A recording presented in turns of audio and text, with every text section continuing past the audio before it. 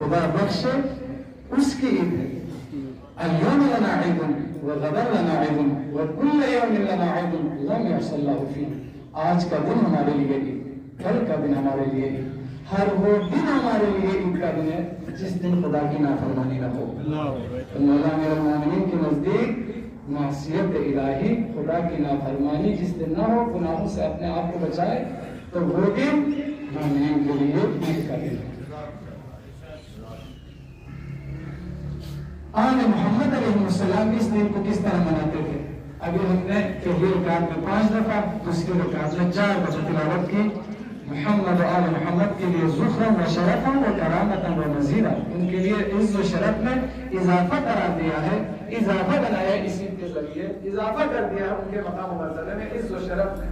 تو آل محمد علیہ السلام اسی کو کس طرح مناتے تھے؟ آل محمد علیہ السلام اپنی خوشیوں کو فقراء و مساکین کے خوشیوں کو قربان کر دیتے تھے.